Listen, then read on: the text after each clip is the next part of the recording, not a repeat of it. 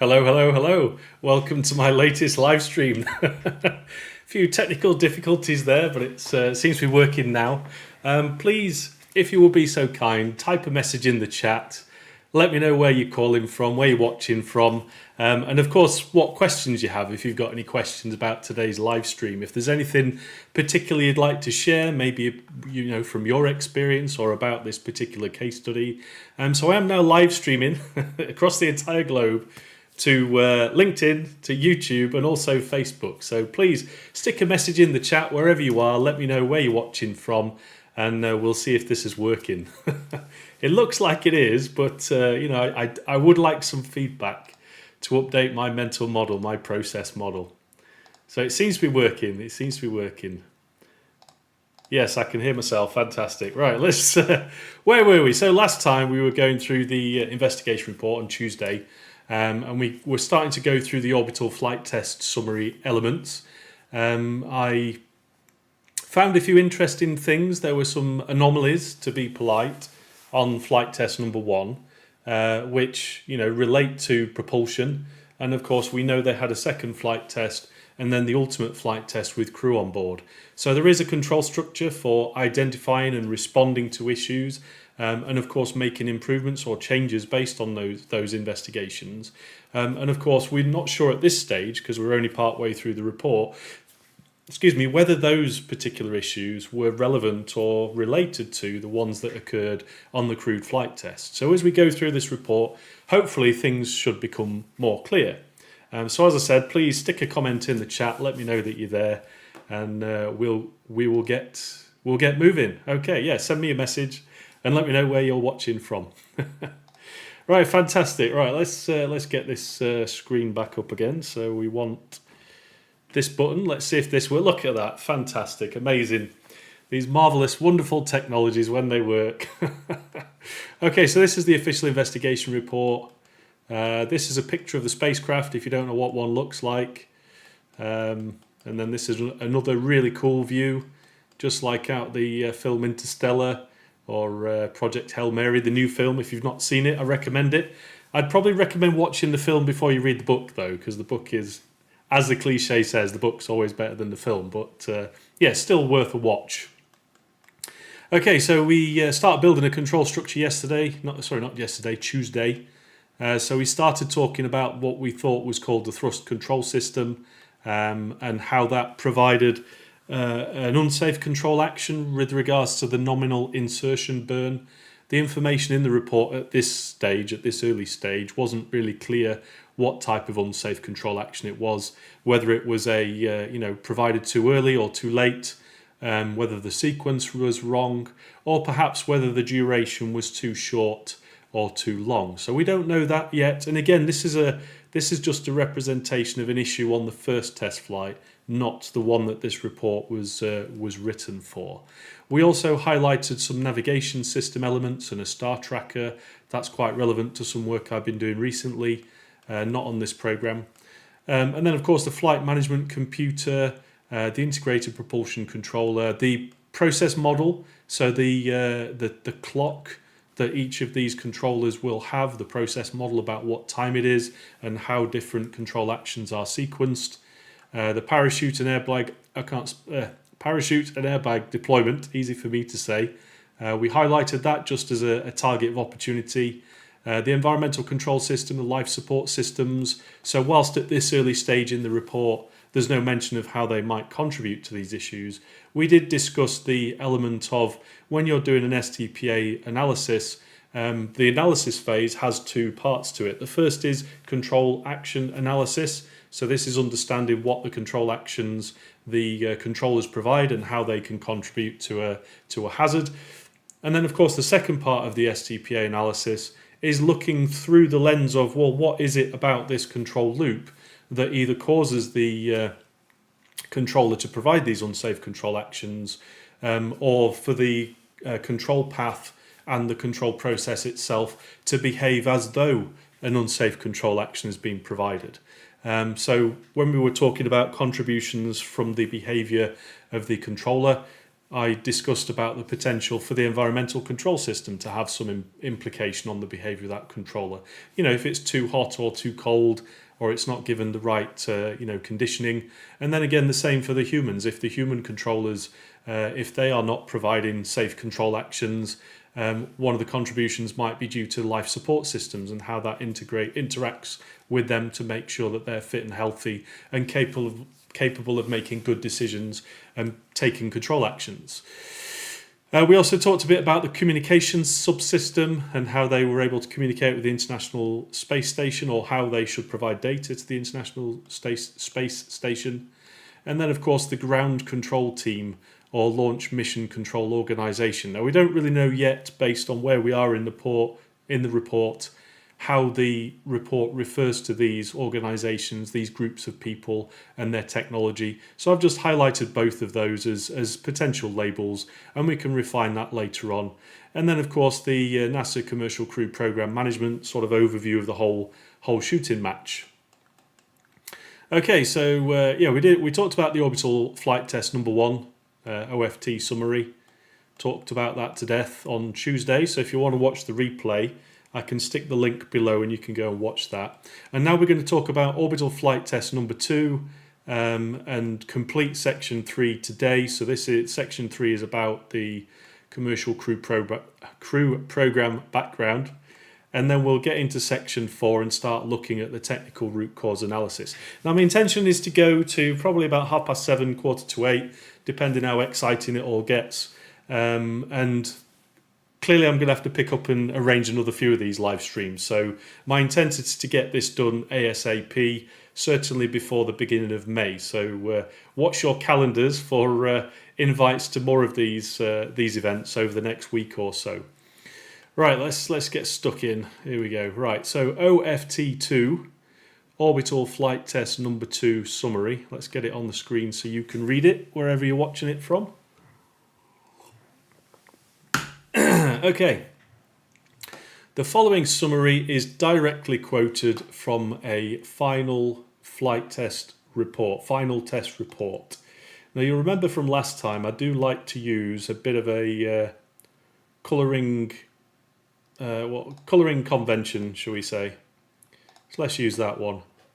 And it's just to emphasise, when we're going through the report and trying to get this information into our brains, we need to do a little bit of a filter, do a bit of a context. So this is a report that might be, if we're doing the investigation, it might be relevant knowing what this report reference is. So if you just highlight it, stick it off to one side in your list of references as you're working, you then start to become familiar with that reference. And of course, as you're reading more of the document, you can then remember, yes, it's this report that they're talking about. And then if necessary, and you have access to that information, you can go and dig it out and try and make sense of it. Because the documentation itself forms its own type of control structure, which is almost an information control structure, an information architecture. And of course, that information will be captured in some kind of information breakdown structure. And how that information is managed, maintained, how it's configuration controlled, how it's version controlled is not only important for the investigation, but is critically important for the design activity. And if an organisation is not configuration controlling their information and not particularly disciplined in how they document and report things, then of course that can undermine lots of things, not just safety. So yeah, I've laboured that point to death. There we go. Keep an eye on what your references are. That's what the main point is. Okay, so the Boeing CST-100. So this is the actual space vehicle itself. So there we go. Orbital flight test number 2 was completed in May 2022. So this was a couple of years afterwards. So the first one was, there you go, December 2019. That was OFT1. and then OFT2 was in May 2022, so a couple of years later. This flight was a repeat attempt. Okay, that's interesting. It was a repeat attempt. So, repeat attempt of the original orbital mission. So that means what would have been orbital test 2, the test points on there will have probably been shoved, or I'd like to think have been shoved into a later mission. But again, the dependencies on the activities in that test plan and the decisions about how it's structured, there are implied safety constraints on those. Because of course, if you decide we're going to go flying on, with humans on the third flight test, you're going to have done flight critical, safety critical, life critical tests and validation and qualification, all of that good stuff, probably in flight test 1 and 2. So strictly you can't have flight test 3 with humans until you've done everything that's in flight test 1 and 2.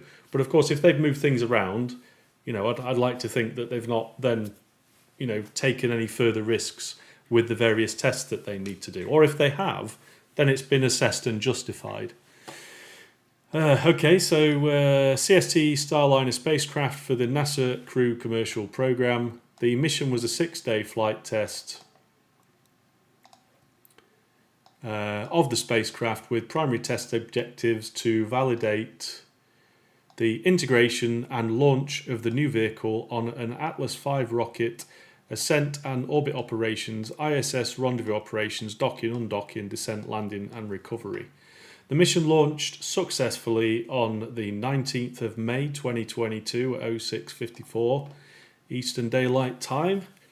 Following nominal ascent and launch vehicle separation, the CST vehicle completed the orbit insertion burn successfully. Fantastic!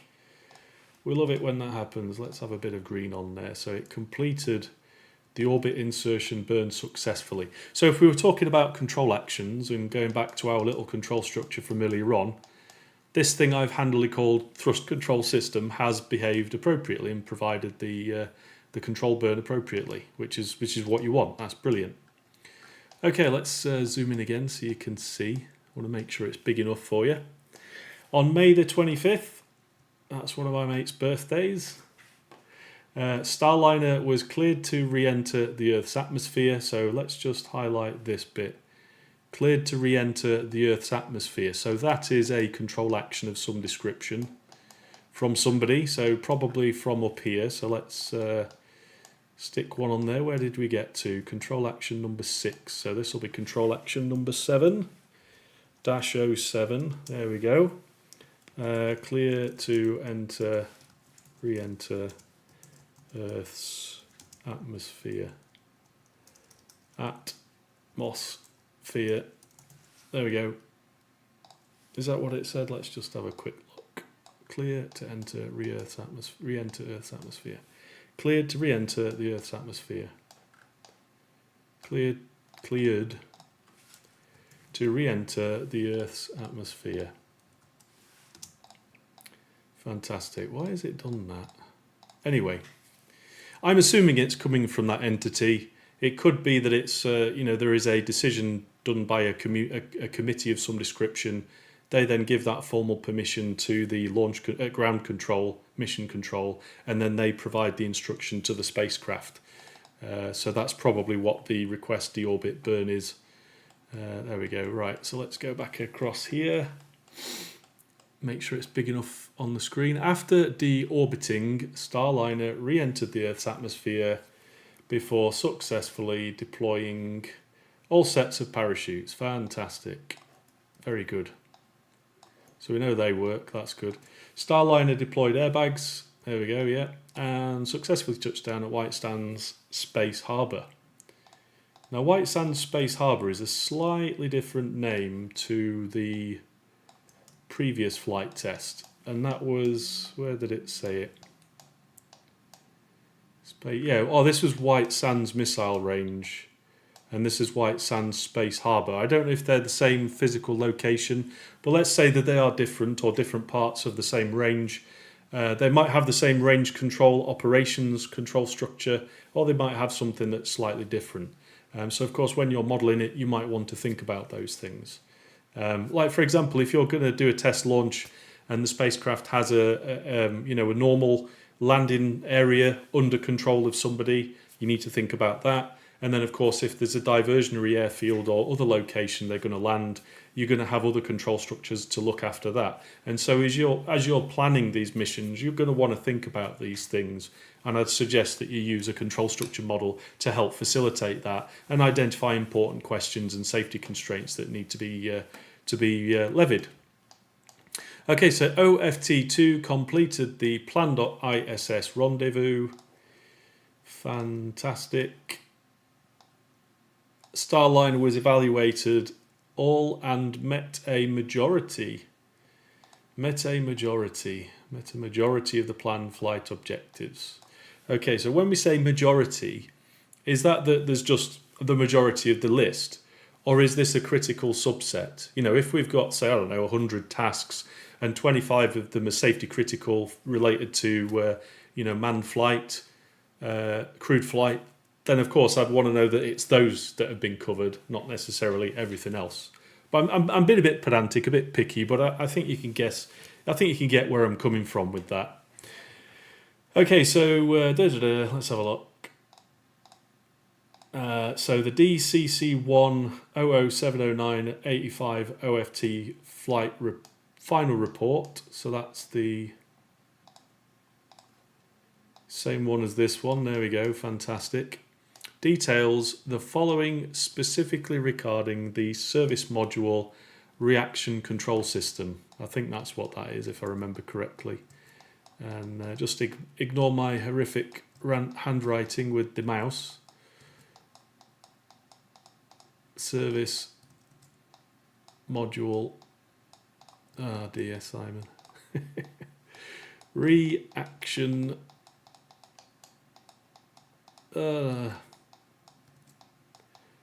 Control system. There we go. Right, so the reaction control system then, if we go over to our little model over here, who wants to have a go in the chat? Tell me, where do you think we should put the service module reaction control system in our control structure model? Don't be shy, get it in the chat, let's see what we can do while I write this down. In fact, while I do that, I might just check that I have actually got the right acronym, because it'd be a bit embarrassing if I didn't. Service module reaction. In fact, what I can do is I can open the official report and I can do a quick text search. That'll be quick, won't it? Resources. Boeing Starliner. Source materials. Investigation report. There we go. Right, if I search for SM RCS. There we go. Service module. RCS thruster anomaly. RCS. Come on. Where's the acronym list? Maybe it's just RCS. That's how they've served it. I could have just gone to the acronym list, couldn't I? That would have been quicker. So this is the problem, trying to do things fast. You're like, oh yeah, that'll be quicker. No, it won't. Right, RCS, reaction control system. There we go, look at that. I do know what I'm talking about sometimes. Right, so let's see if anybody's written in the chat and volunteered something. So we've got nobody on LinkedIn. All of you viewers on LinkedIn, come on. You can't all be driving and listen to this at the same time. Right, what about YouTube? No, nobody. What about Facebook? No, nobody. Okay, all right. Well, I guess I'm talking to myself then. That's fine. So conceptually, it's going to be somewhere between the thrust control system, if that's an appropriate label. We did highlight this thing called an integrated propulsion controller. So maybe that's really what the thrust control system is, perhaps. Let's stick that there. And the service module reaction control system, that is an abstraction. That is for specifically the service module itself. And so, of course, if we were to break the spacecraft up as a block conceptually, we'd want to have the service module thrusters and the other module, I can't remember what the other command module is. It reaction control system. But that's the one mentioned so far in the report, so we will stick with that. So service module, it's now in the control structure model, so let's use dark orange. Pardon me, right, there we go. Service module, reaction control system. In the hours, pardon me, prior to docking, so that's some time information. 2 RCS thrusters, 2 RCS thrusters, BA1, B1A3 and S2A2 failed off, okay. So they're off, they don't work. And a third, SA11, was identified as fail off, something, but the S1A1 failure had insufficient something, blank, to mark it as failed off. Ooh, that's interesting. That is interesting. So a third SA1A1. Right, so there's a question now at this stage, when we're building our control structure model, do we actually want to add some extra detail so that it's, you know, as we're trying to understand the problem and build our own mental model, is it appropriate to add this level of detail to the model? Now, I personally would like to add as much detail to the model as possible to help my understanding, but of course, when we come to do the analysis and involve other subject matter experts, other team members, or when we come to write a report or do a presentation, we need to abstract it to a level of detail that's appropriate to the audience so that we're not just overwhelming them with lots of information and detail, which we as the analysts need, but the audience doesn't necessarily need to worry too much about. But I'm going to include it at this level at the moment, just so that I can refer to it. And we need that duplicate. Right, and I know these are actuators, so you can see I've got my arrow. I want it the other way up. There we go. And this is what they're going to be. I'm going to make that a different colour. Don't worry about the colours at the moment. It's just to make it look nice. So what we'll do is we'll go all the way over here. We'll have a jump in. There we go. So we've got an RCS thruster B1A3, and then we've got another one which is S2A2, and then we've got S2A1. Okay, so that's interesting. S2A1, BA1, B1A3. So that was failed off, and the third was identified as failed off, but it had insufficient something to mark it as failed off. So when it says insufficient, whatever that is under there, to mark it as failed off, there is this classic situation where you've got the real state of the controlled process, in this case the thruster, so it's failed off, whatever that definition is in the design. But then also there's the feedback information about the state of the thruster that needs to find its way to the relevant controller so that the controller's process model can be updated. Because of course, if the controller doesn't know that that particular item is failed off, then of course that might lead to potentially unsafe control actions that we need to think about and identify. So I'm just going to steal these three, 1, 2, 3. I'm going to put them next to it there so I can kind of remember where these have originated from, and I'm going to drag them over here. I'm going to stick them underneath that at the moment because I don't know the detail, so let's just put it there for argument's sake. It's under the thrust control system, so let's just put that to the back. Let's move those over there. There we go. Let's put the space. Oh, what have I just done? Let's move that down. Let's move those three. We'll stick them there like that. There we go.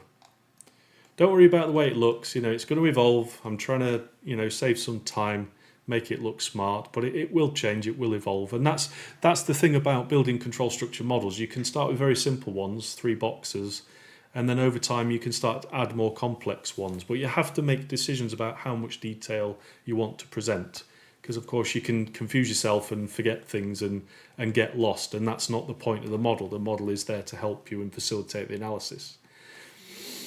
Okay, so we talked about that. Let's have a look. So this thing called an FDIR FSW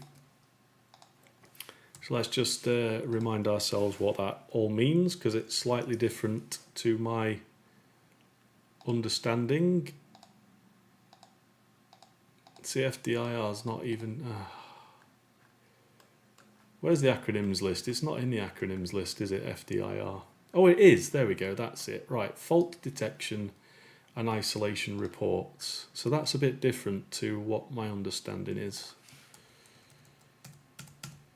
Because you can have the same acronyms and they mean different things, and that can cause a lot of potential confusion.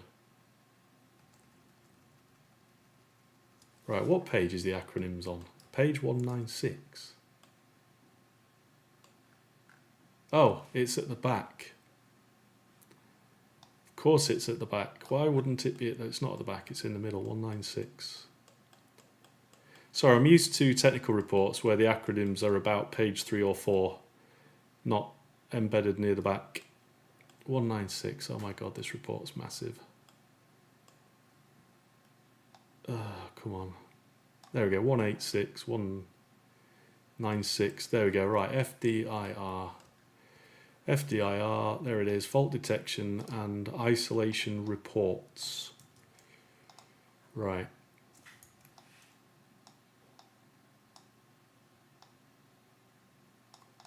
There we go.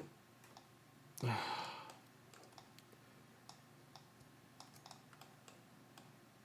go back down to where we were. So there's this thing. We don't know what it is yet because it's not really clear. It's some kind of label. We're not sure whether it's a function, a control algorithm, behavior, decision making, or whether it's an actual system, a distinct system, or whether it's a function that's allocated amongst different controllers in the control structure. And again, it depends. Like, my understanding of FDIR doesn't seem to match this description, so maybe it's just, you know, I'm a layperson in this respect and it's obvious to everyone watching this and I just don't understand it. But let's have a look. So what was it? FDIR FSW. So FSW, everybody, is flight software. Right, that's interesting. Flight software. So flight software is not strictly a controller in its own right, because it's arguably a control algorithm of some description that is hosted on a controller of some description. But we're not sure yet what that means. So maybe this means that there is some flight software and the FDIR is a function of that flight software. That's maybe what it means. And maybe this FDIR flight software is embedded inside the thrust control system, whichever one it is, I'm not sure. So let's just put that to one side. So the FDIR FSW flight software deselected the two thrusters marked as failed. So deselected is a control action of some description. So let's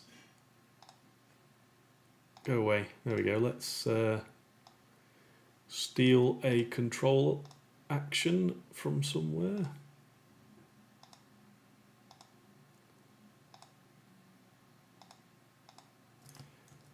Put that over there. Delete. Right, let's take this. And we'll steal it. And we'll put it over here.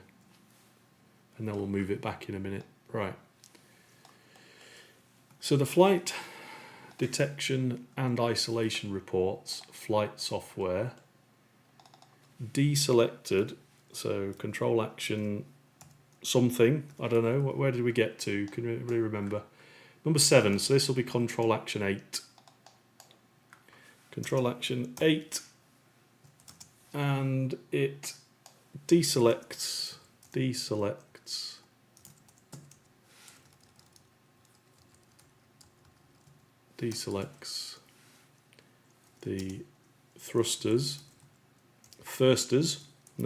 thrusters marked as failed.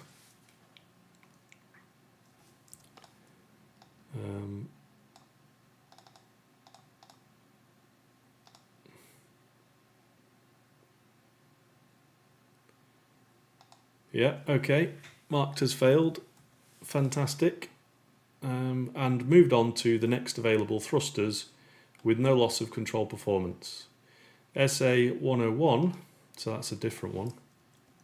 No, it's not. It is a different one. It's S1A1.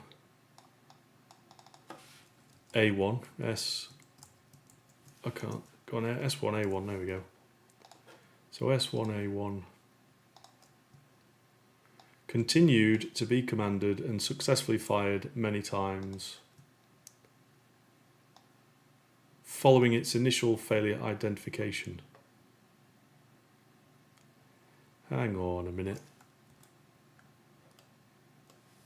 So that was S2A2, that one. The third one was S2A1. Right, it's that. I've already... Hang on a minute. S2A2, S1A1. So that doesn't exist, Simon. It's S1A1, S2A2. Right, I think what I'll do is I'll put those next to each other. And that will, right, there we go. Avoid a bit of confusion there. These kind of things happen, but it's important when you're reviewing these kind of technical documents that it may be finger trouble in the report, or you have misinterpreted it, or it could be that's how it actually is. And if you're starting to raise questions and eyebrows, like, hang on a minute, is that really what they're saying? Is that correct? If it's not, you might want to make a question or a comment to find out and confirm that is the case. But in my case, it's just been a long day. And so I'm seeing numbers where there are none. There we go. Right, so continued to be commanded and successfully fired following its initial failure identification. The something RCS PC telemetry is insufficient to determine whether the enunciated failure was caused by a thruster valve issue or is a false failure indication. Right, so RCS PC telemetry. So I would argue that that is a type of feedback. So let's put that there like that. Let's swap the arrow around. And it's called, I'm going to call it feedback 8. No, I'm not going to call it feedback 1. Blank RCS PC telemetry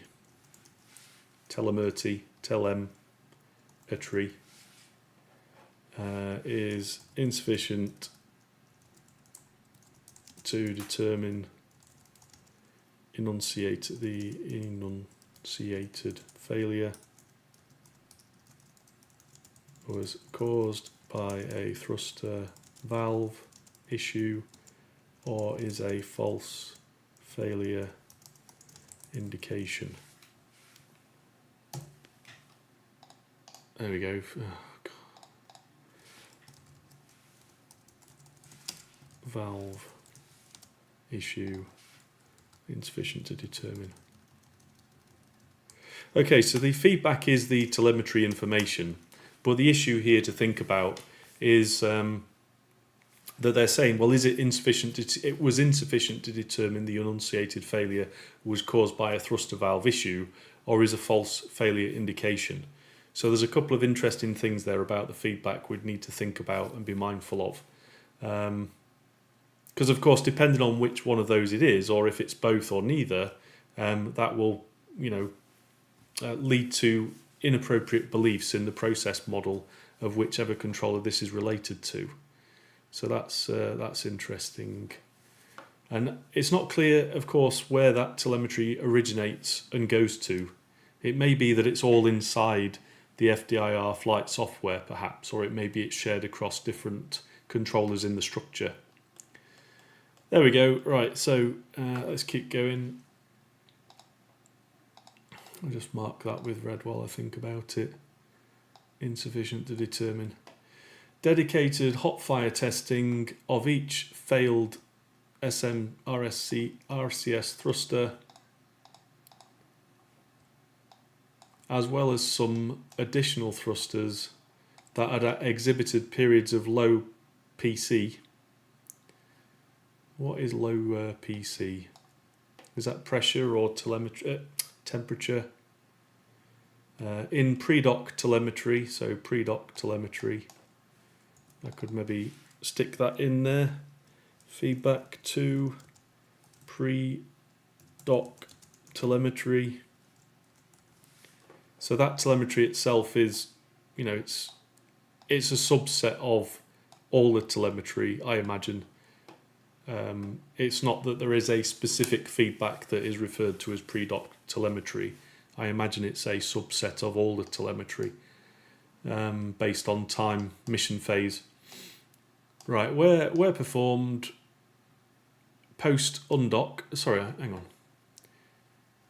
Dedicated hot fire testing of each failed SMRCS thruster.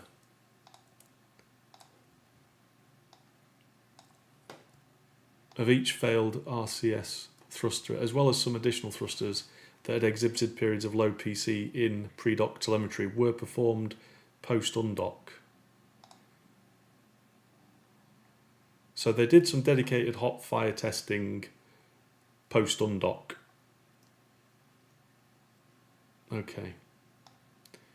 All SMRCS thrusters that received this special test were shown by GNC accelerometers. There we go. So that is an important piece of feedback. So we'll just capture that. So what's that called? Guidance, navigation and control.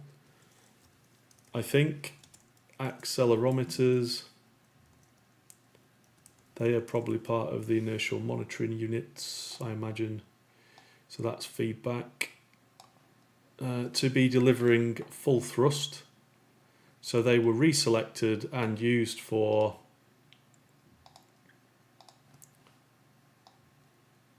the remainder of the mission. Following deorbit burn, so I'll make that a bit bigger for you, sorry.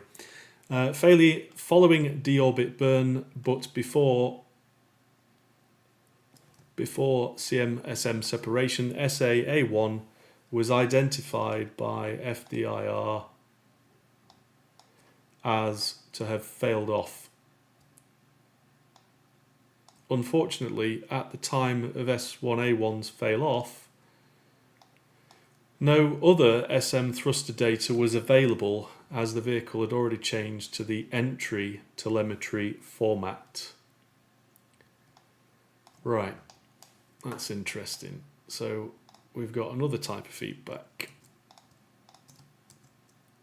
and that is related to mission phase by the or certain phases. Let's have a look then. What have we got? So we've got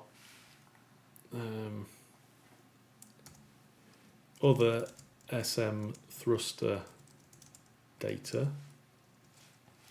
So feedback dash number 2, I think. Other SM thruster data, but its availability not available due to change to entry telemetry data format. So it sounds, I don't know, but it sounds, as a layperson, it sounds like when the spacecraft is in a certain mission phase or certain activity, it changes what type of data is available, what data is fed back to those controllers that are involved.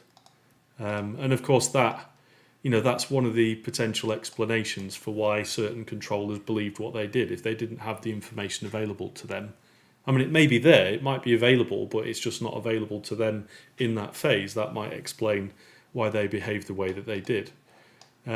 Okay, so no other thrust data was available as the vehicle had already changed to the entry telemetry format. Okay, I'm just going to mark that. There is a bit of logic to the madness in this highlighting, but it's not consistent, so please don't try and read anything too much into it. Okay, so section 3.3. Let's just have a little drink and check the chat, see if anybody's talking to me.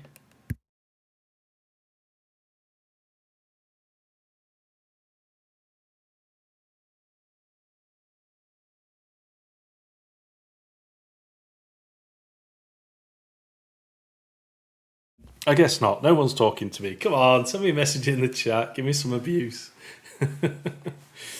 Give me some feedback. How can I make this better? Have a shave, Simon. There we go. Get my hair cut. Right. So comparing SM RCS thrusters triggering fail-off FDIR on OFT1 and OFT2. As noted in Figure 1, what's Figure 1 everybody? Figure 1, failed thruster across all flights. Where's Figure 1? There we go, Figure 1. It's all redacted, fantastic. Okay, we'll come back to that. As noted in Figure 1, failed thruster across all flights in comparison to temperature. OFT1, 10 SM RCS thrusters failed off during the brief. So that's quite a few. During the brief, unsuccessful test flight, and 10 failed thrusters included 6 of the 8 aft-facing thrusters. The extremely rapid SM RCS jet firings, which had occurred early in OFT WAD, led to the number of jet firings being far in excess of qualification levels. Right. Firings which occurred early in jet firings being far in excess of qualification levels and resulted in RCS failure annunciations by the FDIR. See, that's slightly different. Fault detection isolation reports. That's it. Right, hang on. That's why I was a bit confused. So this is the acronym I'm used to seeing. So fault detection, isolation, and recovery. FDIR. So again, this could be a function of a particular controller, or at the spacecraft level, or even at the ground level.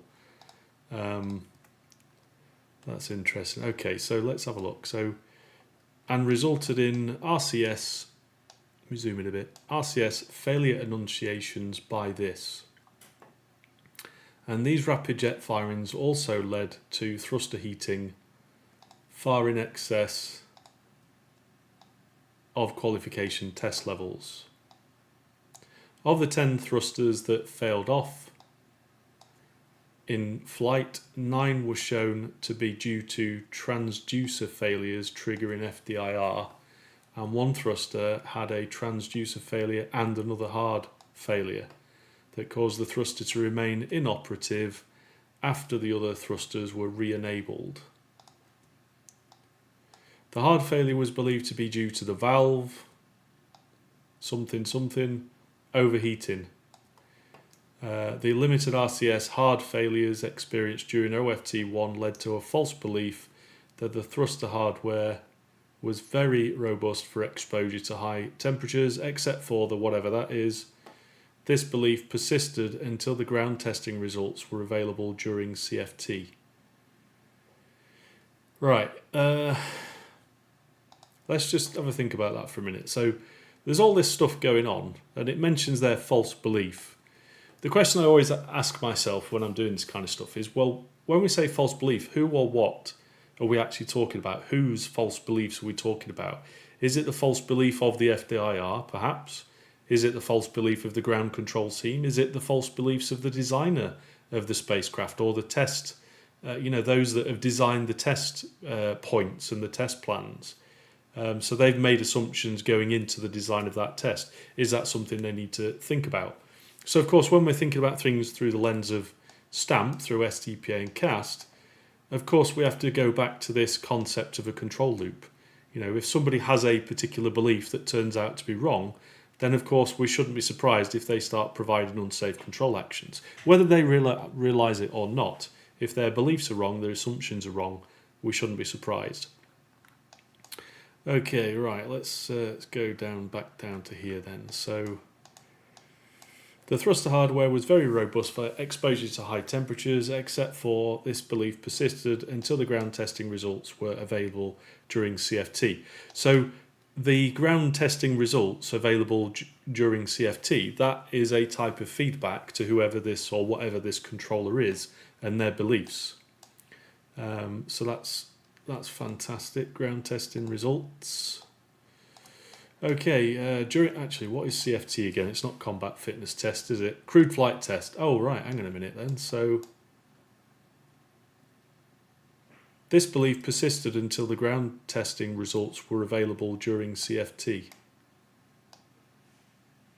Okay, so that belief was incorrect until during CFT, during the crewed flight test. Okay, is that before they took off or after? Okay, during OFT2, 2 of the 8 aft-facing RCS thrusters, BA-13 and S2A2, failed off during the approach to the ISS. These 2 thrusters were selected and performed during the deorbit burn. 1 RCS thruster, S1A1. So let's just check, are they the same ones? B1A3, S2A2, S1. Yeah, they're the same ones from earlier on. Experienced a single FDIR failure during ISS approach and subsequently failed during the deorbit burn. Telemetry, so that's the feedback, showed that 2 of the 3 failed jets had something temperatures observed at or above something, and S1A1 and S2A2, B1A3 and the 4 thrusters with the highest something temperatures were all aft facing. The heating related fault tree block, oh here we go, fault trees everybody. Let's put a little reference in there. Fault tree block 317 hot valve was identified as a, sorry, it needs to be on the screen for you, doesn't it? As contributing factor of B1A3 and S1A1 failures, but not the S2A2 failures, because that something temperature never exceeded something. Something swelling was considered, reducing propellant flow, but since flow is controlled by something swell contribution to resistance change would be negligible, but the high something temperature was theorized to result in NTO bubble formation. NTO, what's NTO everybody? NTO, nitrogen tetroxide. There we go, that's a new word of the day, nitrogen tetroxide. So you get NTO bubbles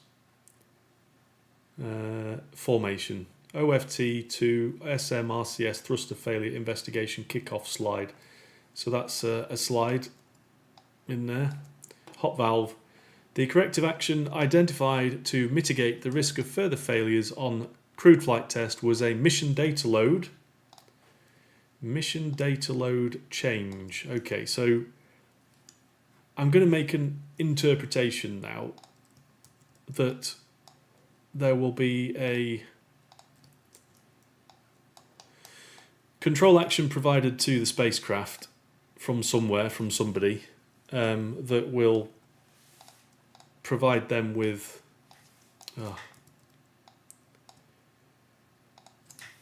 bring to the surface. Right, there we go, let's delete that. Let's swap this round. Right, so there'll be a mission data load MDL change, some kind of control action, can't remember the number, so we'll do that later. But somebody or something will be providing some data, doing a data load of some description, and so that will change the, whatever controllers that's related to. It'll change potentially their process models. It may even influence the behavior of their decision making, their control algorithms. So that's something we might want to be mindful of. So they changed that to do something to reduce the potential for false failures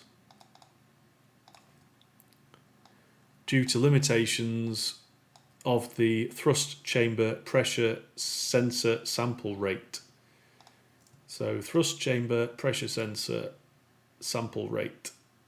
There we go. So let's so this to reduce the potential due to limitation. Right. So let's make a note of that then. So thrust chamber pressure sensor, and then there's the sample rate of that. Oh, that's too small, isn't it? There we go. That'll do. I'll figure that out later. Sample rate OFT2 SMRCS fail off non-conformance. So that non-conformance, if we were doing a detailed investigation, that might be an important reference. There we go. Right.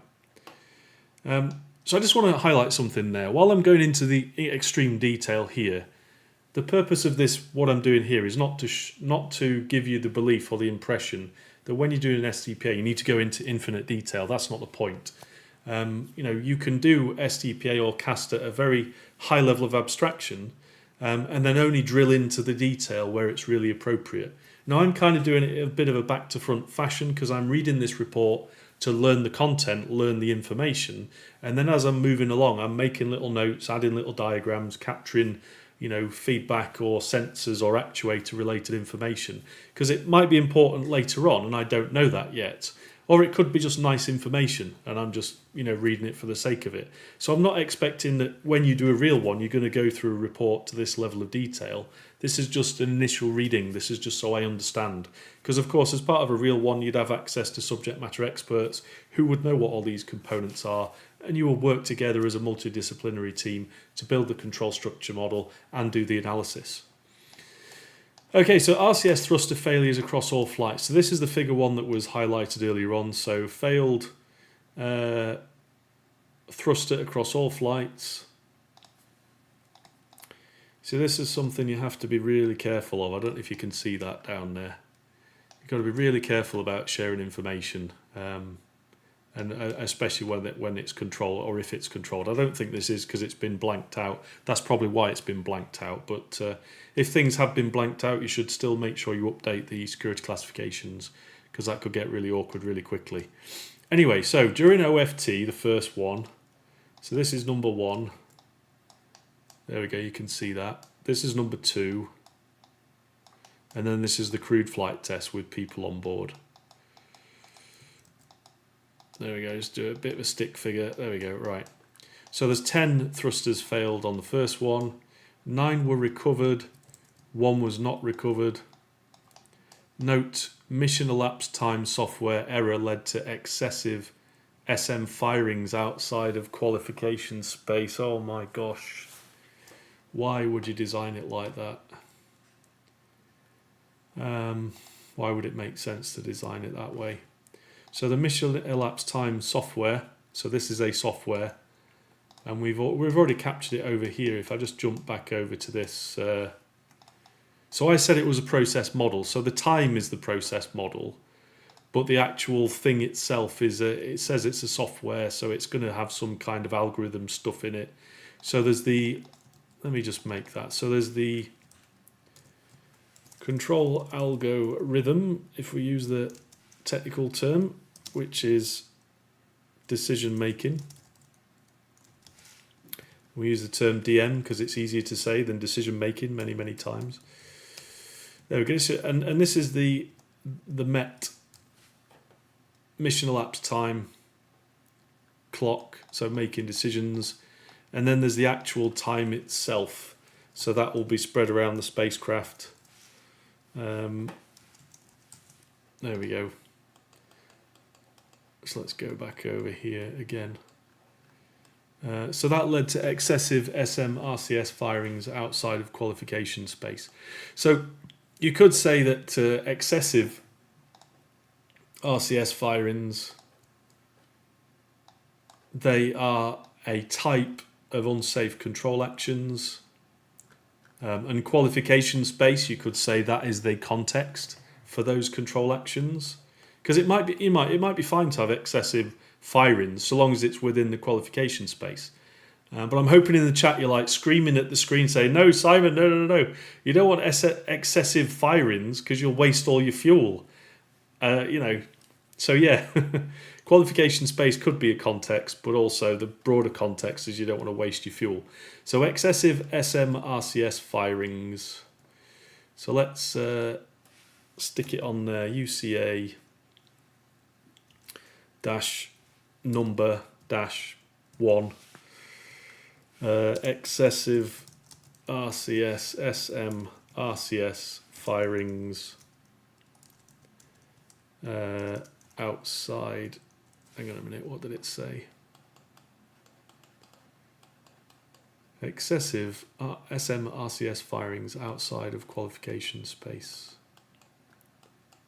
RCM firings outside qualification space. So I need to tidy this up, but I'm just capturing it now. So excessive SM firings.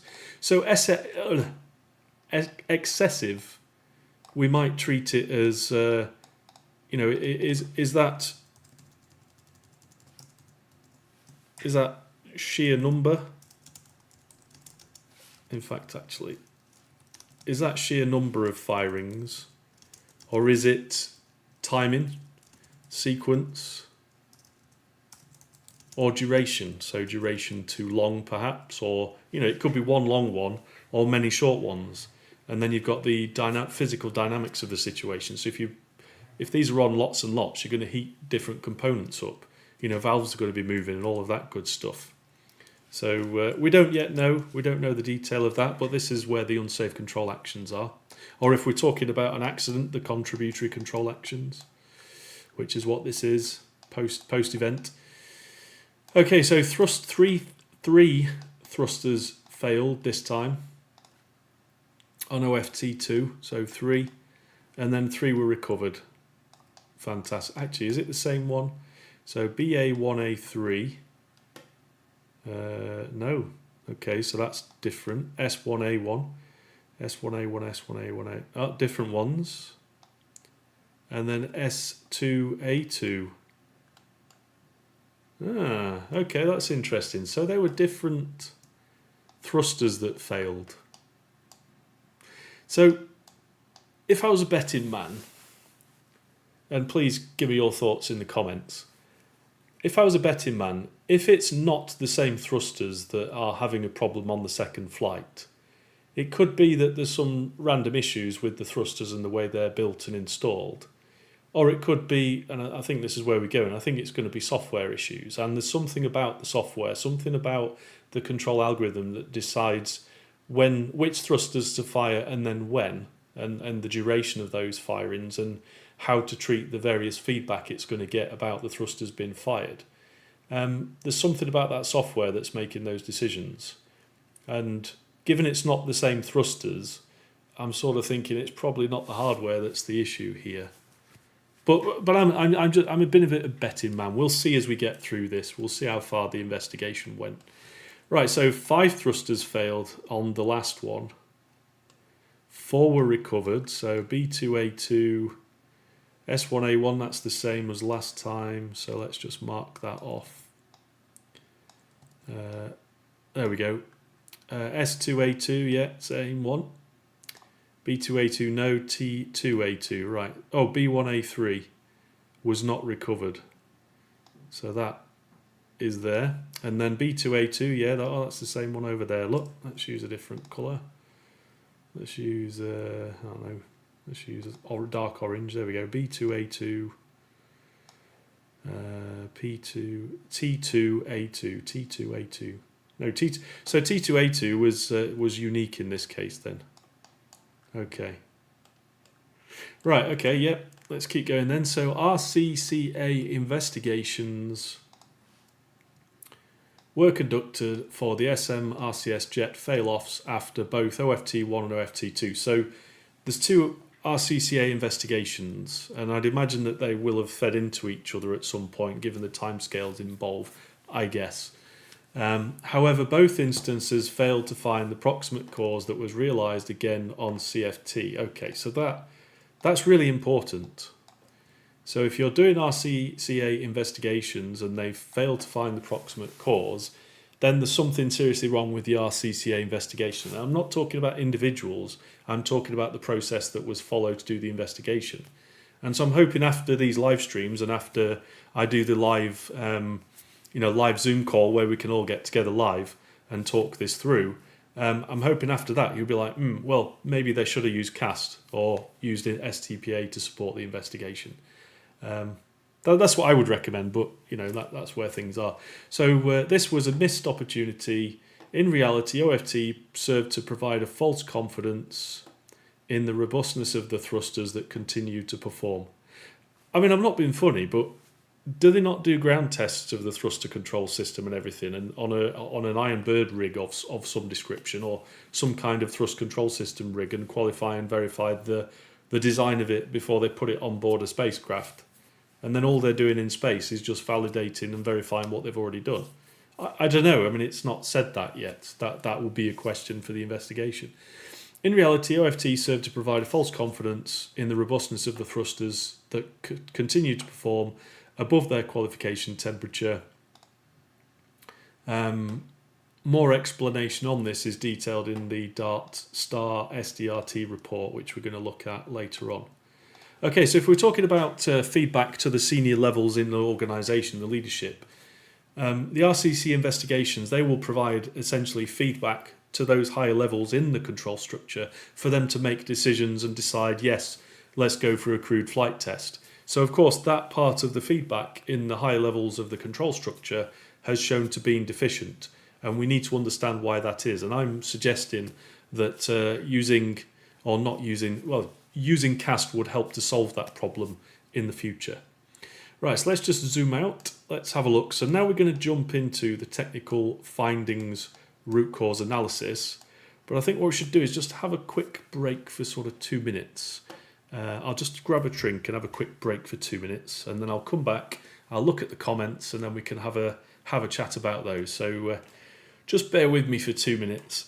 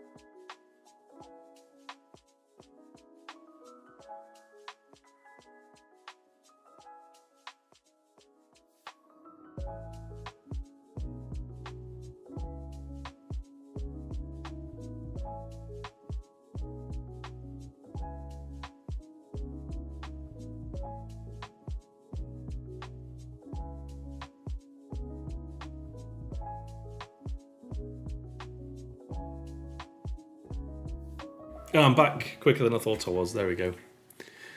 Right, yes, so where were we? Let's have a look at the chat then. So we've got a few people watching. Hello, viewers. Good to see you. Thank you for coming along. Please stick a note in the chat. Let me know where you're watching from and whether what you've found so far is interesting or you think it's a load of nonsense and I should stay off the internet. Please let me know. All right, so we've got Neil.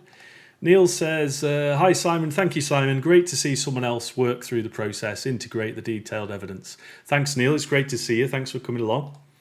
Let's see if there's anybody else on, so one person is watching on YouTube, so hi, great to see you viewer. And then on Facebook, I don't know, I don't get on with Facebook too well, so apparently 0, but hello to Facebook as well. Right. There we go. So LinkedIn seems to be doing well today. Hello, LinkedIn viewers. Right, let's get cracked back on, shall we? And try not to spill my water everywhere. Right, so large slides, full screen. Look at that magic. Right, technical root cause analysis findings. So there's various sections in here, and as you can see, it gets quite big. There's a lot in there. There's a lot of redacted bits. Oh, what's that there? That looks interesting.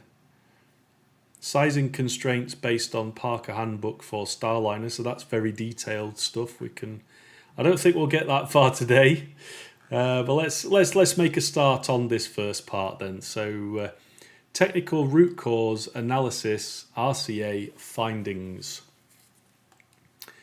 So let's get that on the screen so you can see it. There we go. Right. So objectives.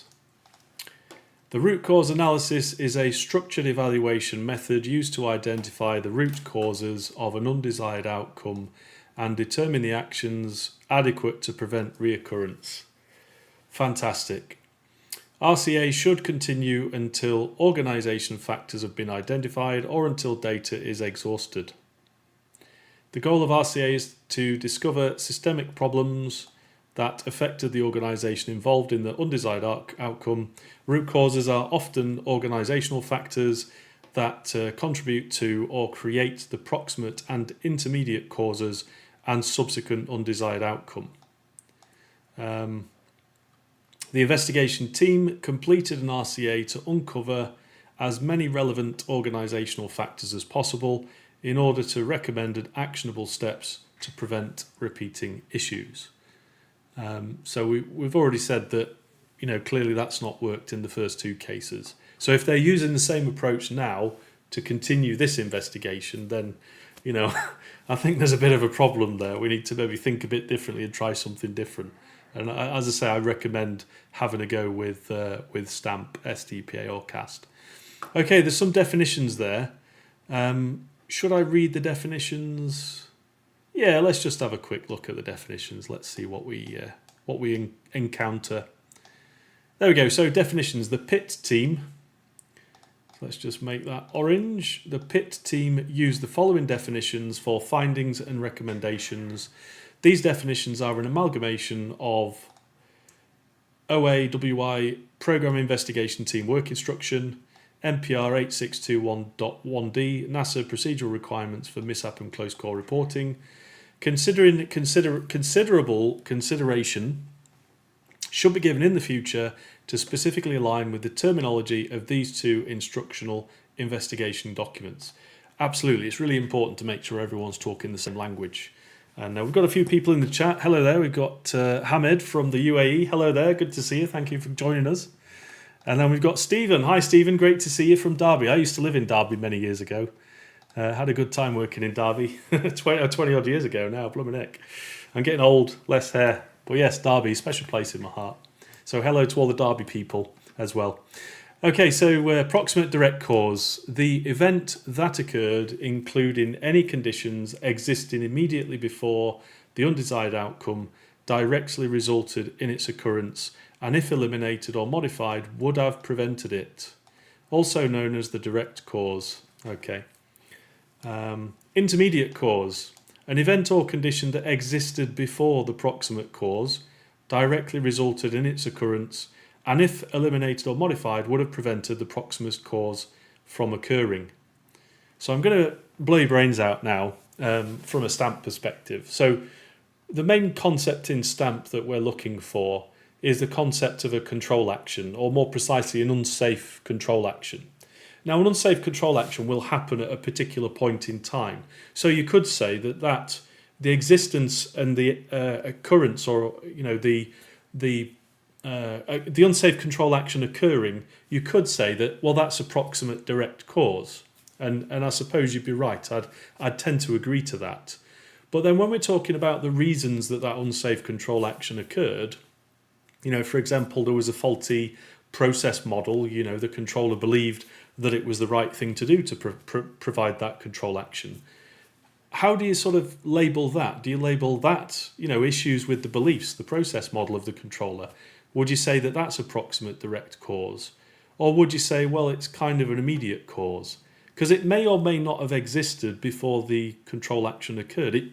Logically, it should be, but the controller might have held a belief for many hours or days or months prior to the unsafe control action being provided. So where do you sort of compare these definitions? How do you use that language and vocabulary in the context of using STAMP? And all I'm saying is, it's a challenge.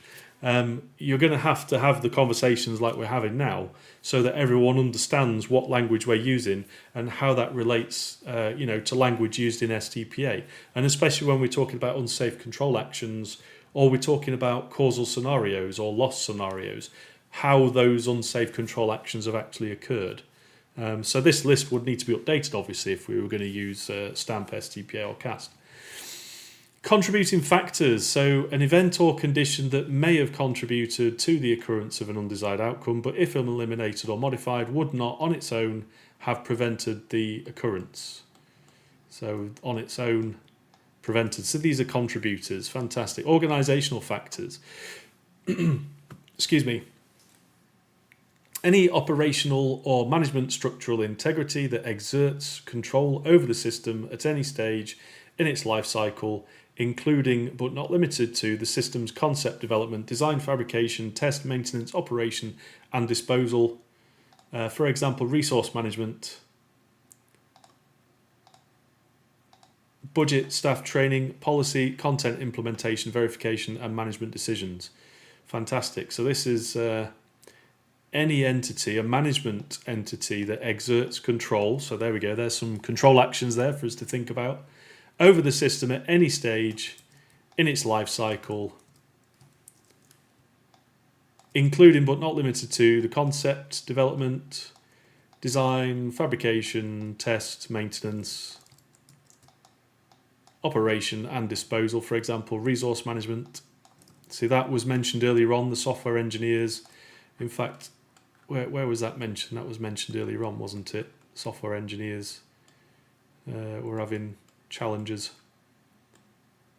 I can't remember where it said that, but it said something about software engineers, and I emphasised it. Okay, so organisational factors, we've talked about that. Observations, a factor, event or circumstance identified during an investigation that did not contribute to the mishap. So this is interesting. Did not contribute to the mishap or close call, but if left uncorrected, has the potential to cause a mishap or increase the severity of a mishap or positive factor, event or circumstance that should be noted. So the difference between CAST accident analysis and STPA hazard analysis is STPA is more detailed, more involved, because it seeks to identify all possible unsafe control actions that lead to an accident or loss, whereas CAST focuses on the evidence for the specific instance of an unsafe control action, which is referred to as the contributory control action. And there's a reason for them having a slightly different label, and that is when you're doing an investigation, you are blessed with having hindsight bias. And so when you see, the smoking hole in the ground and somebody's provided a control action that's led to that outcome, yes, it is an unsafe control action, but if it's post-accident, it's not helpful to refer to it as an unsafe control action, because it may be that the people involved, they did what they were trained to do or that they believed was the right thing to do, and it just so happens it resulted in an accident because of the circumstances. And so it's appropriate to refer to that as a contributory control action, and then realise that there are many other ways that contributory control action could be provided, which is what you use STPA to try and find. So STPA is very broad and looks at all possible unsafe control actions, whereas STPA is very fixed and specific on those control actions that occurred in that accident. And of course you will find, like this is saying here, you will find other potential unsafe control actions as part of that investigation that didn't happen on this occasion, but you're going to need to make recommendations to prevent them. Okay, so root cause. So this term will generate a lot of discussion, because is there really a true root cause? And being facetious, I would say yes, of course there's a true root cause. There is only one, and that is the that the control structure was inadequate in preventing the loss or the hazard. And so the root cause is the control structure is inadequate. There you go, job done. You can copy and paste that and put that at the bottom of all of your root cause analysis reports. Being facetious, but of course, in this case, we've got an event or a condition primarily associated with organisational factors which existed before the immediate cause and directly resulted in its occurrence, indirectly caused or contributed to the proximate cause and subsequent undesired outcome, and if eliminated or modified, would have prevented the immediate cause from occurring and the undesired outcome. Typically, multiple causes contribute to an undesired outcome. In the absence of a prevalent organisational factor, the root cause may be identified as undetermined. Well, you don't need to say undetermined now, because you can just say, well, it was the control structure, it was inadequate. There we go. That's the end of my job. I can finish now. We know what the root cause of everything is. So, recommendations. An action developed by the investigation authority. So let's just highlight them as a potential candidate in our control structure. The investigation authority to correct the cause or finding identified during the recommendation. Oh, so that's what the definition of a recommendation is. It's not a recommendation. Okay, great. Right, so we've got, let's have a look. So now we've got section 4.3, which is about the fault tree. And then 4.4 is about the jet failure. And then 4.5 is about analysis of the loss of 6 degrees of freedom control. And that's sort of the main section, 4.5. And that is huge. So 4.5 is 3, 6, 9, 12, 15, 18, 21, 24, 27, 30, 33, 36, 39, 42, 45, 46 pages long. There we go. It's quite big. So we're not going to do that tonight. You're pleased to know. We'll do that another time. Right, there we go. Let's try and get through these last two pieces then for tonight, and then we'll pick this up another day. So then, fault tree. Everyone loves a fault tree. Right, is that big enough on the screen for you to see? There we go. Right, the fault tree. The team developed independent fault trees using design schematics, mission data, and early versions of the Boeing-led root cause corrective action team's fault trees. So this is the investigation team that did that, by the sound of it. These fault trees were updated as the new data was presented to the simultaneous work, due to the simultaneous work being conducted by the RCCA technical teams. The design of the fault trees for root cause analysis in this report focuses first on the initial undesired outcome and expanded outwards to probe the design and environmental parameters. Each section's fault tree uses 3 specific categories. Here we go, everyone. Software. Yay, that's in a fault tree. Brilliant. Software, hardware, and environment. Okay. The software tree details sensor, computer, and software failures to determine their impact on the event. So I'm going to be very interested in that one, because in theory, that is part of the fault tree that should contain discussion about what we call in STAMP unsafe control actions. But of course, conceptually, one of the challenges here is that a fault tree usually focuses on failures. And so if we're looking at a situation where no failure has occurred, then that won't be detectable or be covered by a fault tree analysis. And of course, there is the almost philosophical conversation about whether software actually fails or not. So there is one camp that say, well, hang on, software is a list of instructions.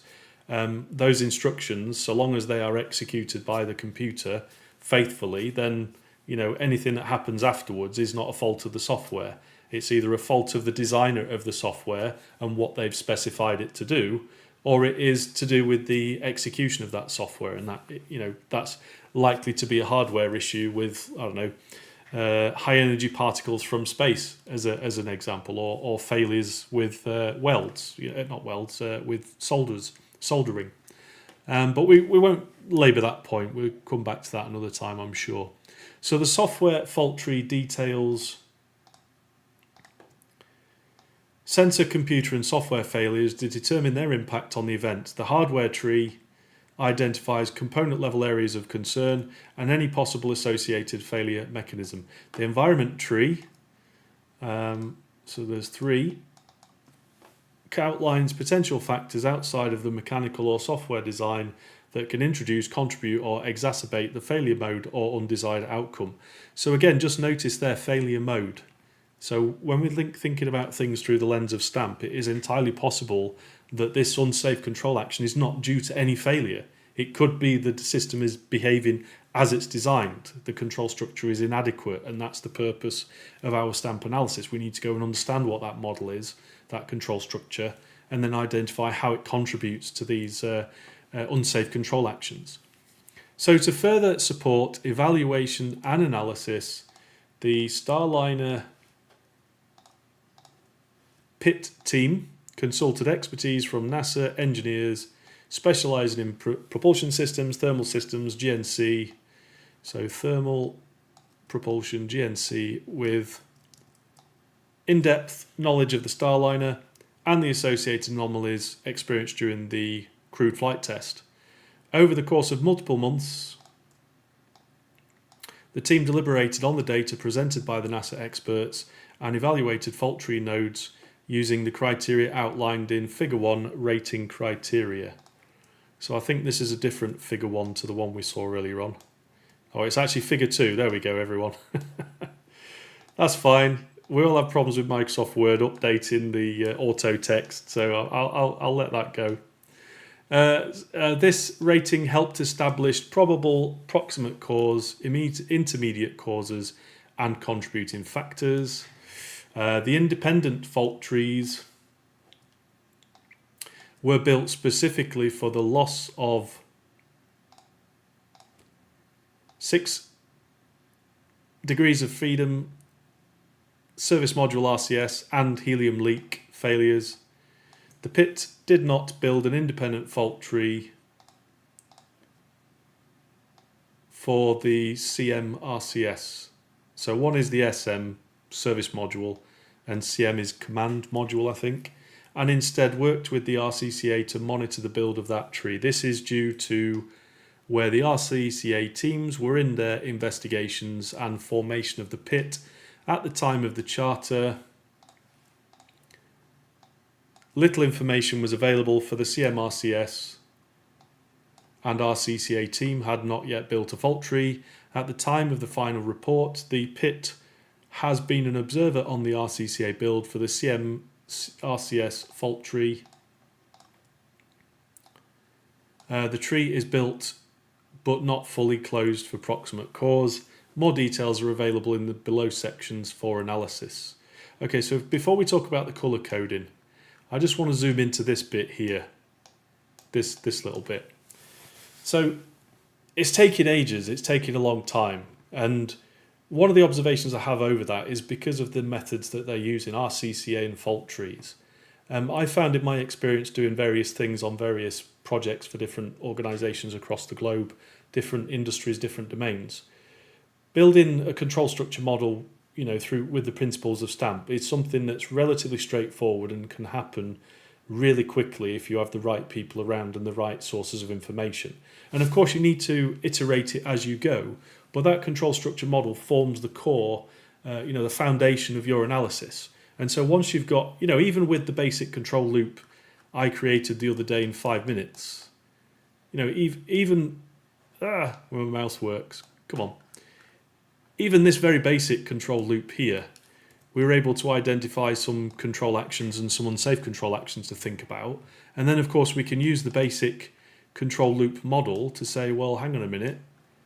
Let's imagine that this controller here is our software, our thrust control system, and it's provided these unsafe control actions.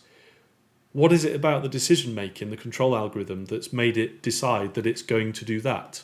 What is it about the process model, the beliefs that supports that decision making? And we've already highlighted that the mission elapsed time on the OFT 1 and 2 orbital flight test, I think it was.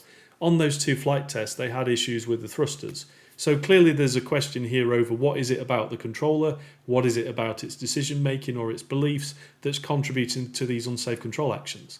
And with 5 minutes conversation, we could start asking very, very detailed questions. We don't need to spend months and months and months building fault trees. We can use this as a starting point. And as we start to learn more about the control structure model and the particular control loop, if it's to do with the elapsed time, the clock, great, we know that. Let's go and dig into that part of the control structure. And we can do it very quickly. So what I'm saying is, you could do it a lot more quickly. You could do your investigation so much more quickly. I'm not saying to abandon these methods, let people do that because that's what they're used to doing, but get some people in who can do a stamp-based investigation to support that and then compare the results, see where you get to. Because I'm very confident we could do this one a lot quicker than spending multiple months on it. But anyway, right, so let's talk about the criteria. So colour coding for rating criteria is as follows. So rating criteria goes from not credible, unlikely, credible, most probable, not yet assessed. Okay. Subjective. Okay, proximate cause, candidate does not support failure sequence of events. Refuting evidence directly exonerating this cause is deemed stronger than any association with evidence. Proximate cause candidate does not easily fit failure sequence. Refuting evidence indirectly, this cause is deemed stronger than any supporting evidence. Proximate cause candidate supports some of the failure sequence of events. Supporting evidence indirectly incriminating the case is deemed stronger than refuting evidence.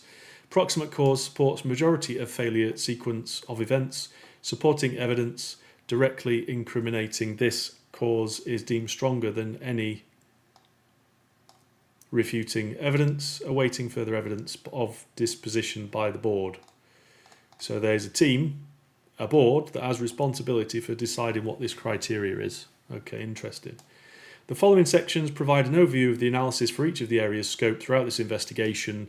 The propulsion system technical sections delve into detail of what may have caused each undesired outcome. Hope you can see that on the screen. There we go. Each section includes relevant proximate causes, intermediate causes, and some organisational and contributing factors.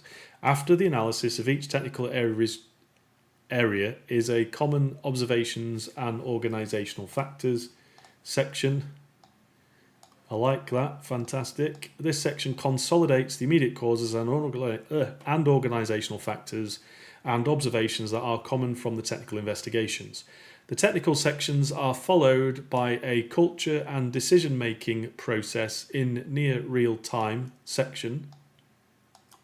See, that'll be interesting because that will show some of the higher level controllers in the structure and how they interact with each other and how they make decisions and perhaps even what they base their beliefs on to inform those decisions. So that'll be really interesting. That specifically discuss culture and decision-making challenges faced during the mission. This section provides observations and recommendations to address observed challenges from the crew flight test specifically. The final root cause section covers the underlying organisational root causes that, if eliminated or modified, could have eliminated the intermediate and proximate causes that created the undesired outcome. These root causes directly map to the preceding causes and factors. Fantastic. Okay, let's just have a quick look at the chat, see if there's anybody talking to me, and I'll have a quick drink as well. Bear with me.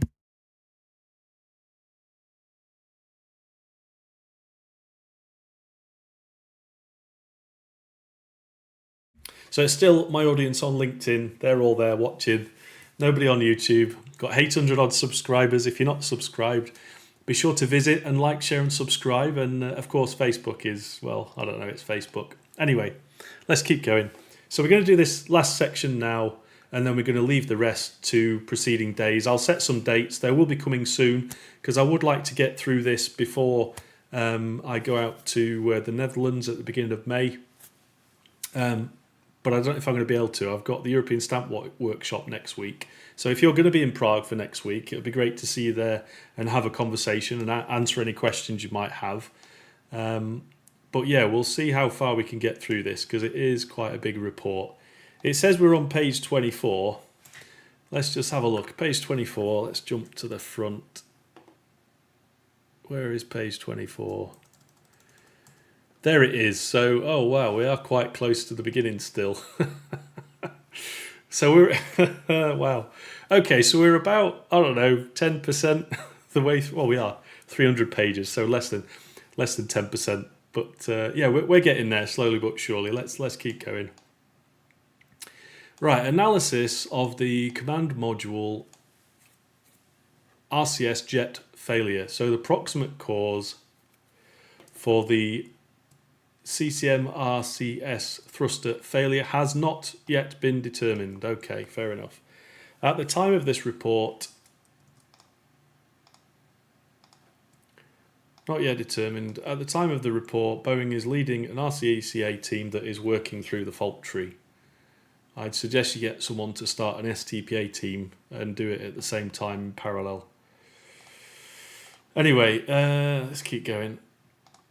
The leading theory for the proximate cause of the CMRCS failure during the CFT, see, even calling it a failure is, if you're a traditional safety engineer, you're going to be thinking about success and failure as a binary, and you're focused on failures, identifying causes of failures, and then dealing with those causes of failures or responding to them. Now, when you're thinking about things through the lens of STAMP, you're thinking both about success and failure, but also what about the conditions where the system has not failed but you still result in a negative outcome, what I call dangerous successes. And so it's not just a binary failure and success, it's also about dangerous successes. So even using this language could potentially pollute or undermine people's thinking about the problem, the framing of the problem, and how to solve it. Anyway, I've said that millions of times. I'll get off my high horse. Right, during the crude flight test is the formulation of carboxylic acid which corrodes stainless steel. Wow, fantastic. Leading theory for the proximate cause of the failure during the CFT is the formulation of carboxylic acid which corrodes stainless steel. So this is a physical failure we're thinking about, a physical failure condition. If you're into physics of failure and reliability, you know this is important. The reaction between carboxylic acid and stainless steel creates corrosion particulates in the thruster propellant valve. Okay, doesn't sound very good. Preventing it from opening. All right, so that's an important failure mode there. I wonder if that's in the failure modes and effects analysis already. Okay, right, let's keep going. So the corrosion can cause the mechanism within the thruster to get stuck or blocked and keep it from firing. To reiterate, this is a leading theory. Proximate cause has not been determined as the process is still in work, concluding that the valve failure due to corrosion caused by the presence of carboxylic acid would be premature for this pit to determine and risks a repeat of the lessons learned from the CCP Starliner data review team. So that's the other review that's going on in parallel. Okay, so the SDRT team concluded that the investigations into the SMRCS thrusters on both OFT and OFT1 and OFT2 could have found the systemic issue of jet fails off had a more thorough fault tree and investigation being conducted instead of prematurely coming to a conclusion.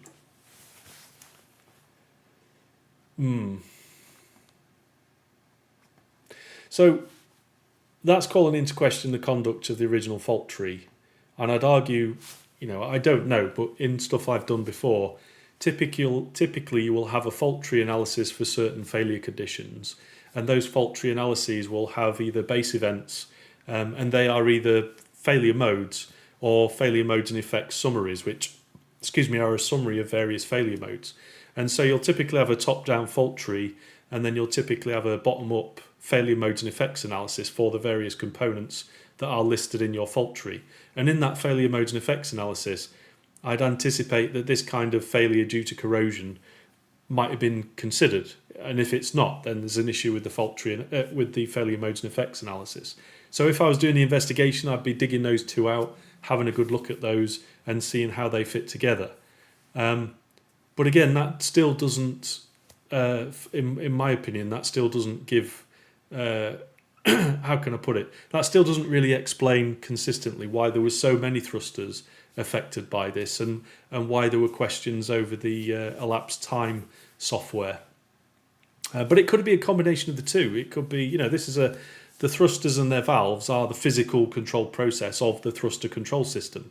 And of course, when you're doing an STPA analysis, the causal scenario part of the analysis, the last part, has 4 elements to it. It has controller behavior, feedback path and inputs, control path, and then control process. And so these, the thrusters themselves and the valves that control the thrusters, they are part of the control path. And if there are physical failures or issues with those, of course, that's where you would find it in an STPA analysis. But if you've already got a failure modes and effects analysis and the reliability engineers who know everything about the physics of failure of these materials and these components, then you should be able to refer to that and read it across. But again, that's what I'd expect the investigation team to have done, which it sounds like they probably have or are. Okay, so the CMRCS. So this first bit was about, let me just make a, so this is about the SMRCS thrusters, and this is about the control command module thrusters. So they're two different things. The jet failure, CM jet failure, is specifically important to resolve. The CMRCS is required to control the capsule during return. The system is required to be 2 fault tolerant by design. Yeah, I could tell a story. Anyway, yeah. Anyway, we'll come back to that. For Starliner variance 1, for Starliner variance 1, whatever that is, was accepted and signed to approve the system at 1 tolerance for all flights, including ones with people on. Wow, I mean that's that's interesting. That's very interesting. Let's take this over here. So we've got where is it? Let's have a look. So this is a decision made by somebody. It's not said who. So control action -n/. So this is accept and approve 1 fault tolerance. Well, 1 fault tolerance. Can't spell tolerance. There we go. Yeah, why would that make sense to do that? I'm not saying that is an unsafe control action. It could be a contributory control action. But if the controller that provides it believes that's the right thing to do for genuine reasons, then we can't really sort of question that. That's what they decided to do, and that's the action they provided. Accept and approve 1 fault tolerant.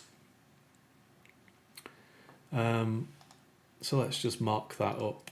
Accepted and signed to approve the system at 1 fault tolerance for all flights. I wonder if that was ever revisited or reconsidered at any time.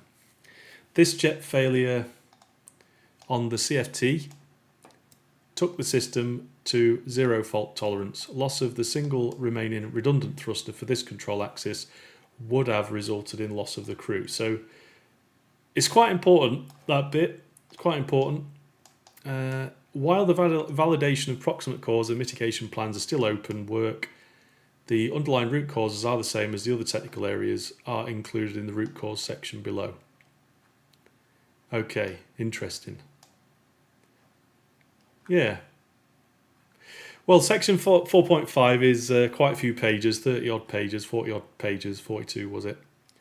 So that's going to be a big live stream. I think I'm going to have to do that on a either early in the morning or on a weekend, something like that, and we'll dig through it. Yeah, okay, so, well, what do you think? What questions, comments, concerns, compliments, commiserations do you have? Please type them in the chat or send me a message. You're welcome to send me a direct message on the internet. Or if it would help, you're welcome to visit my website, Whiteley-Safety.co.uk. You can send me a message. There's a big, I'll just zoom in a bit so you can see it. There's a nice big green button there that you can press. It says, I need help now.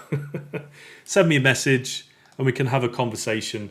If anything in this has, struck a chord with you and you want to have a private conversation, we can do that.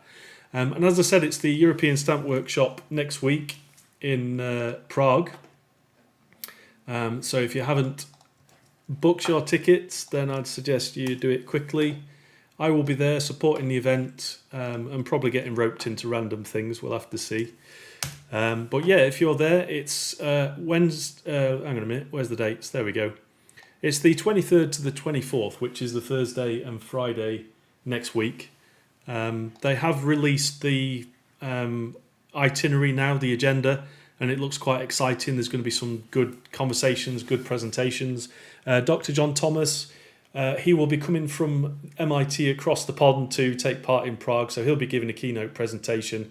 If you haven't had the opportunity to see John presenting, it is a sight to behold. He's very passionate about what he does, and he's very experienced. So if you get the opportunity to talk to him, maybe get a selfie with him for social media, I'm sure he'd appreciate that. But yeah, as I say, that's it for this evening. I'll set some more dates and we'll see you on the next live stream. Thank you so much for watching, and I'll see you on the next one. Take care.